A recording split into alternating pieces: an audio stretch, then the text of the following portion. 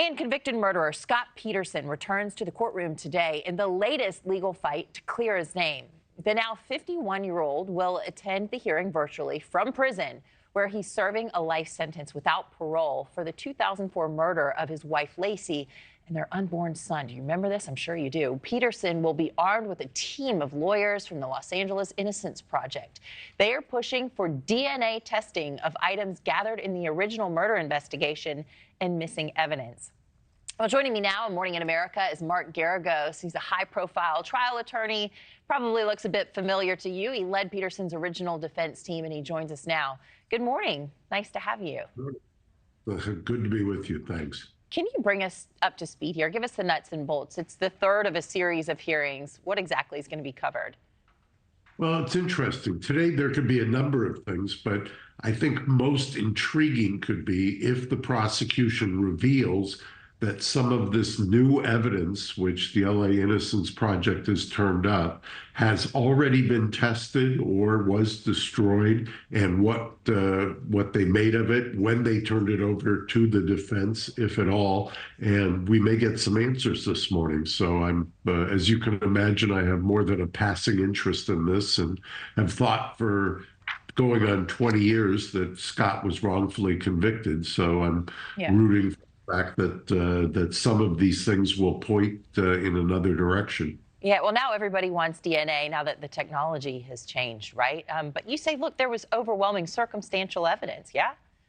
I always, people say that, and I say, look, at the time 20 years ago, I don't think anybody knew the evidence better than I did, and I just could not understand what this idea was that there was overwhelming circumstantial evidence. There were two things that I believe convicted him. Number one, that the bodies were found in the location that he gave as an alibi, mind you, 5 months later.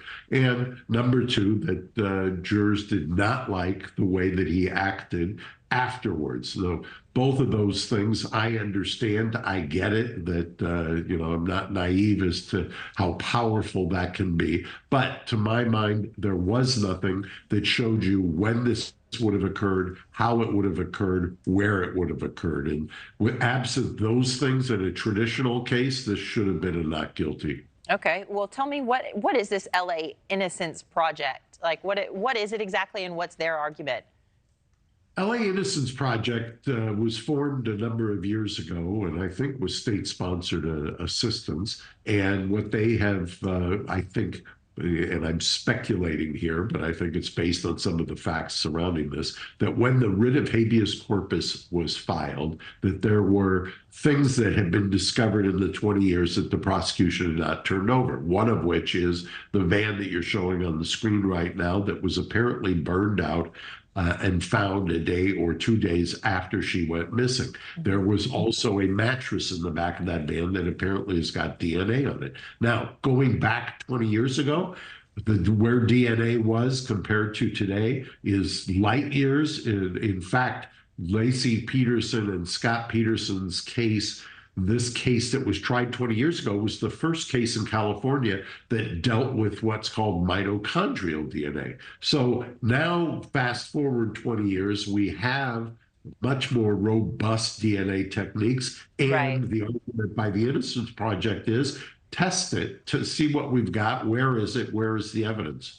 Thanks for watching, everybody. Go to joinnn.com to find NewsNation on your television provider. Also, don't forget to click that red subscribe button below to get more of NewsNation's fact-driven, unbiased coverage.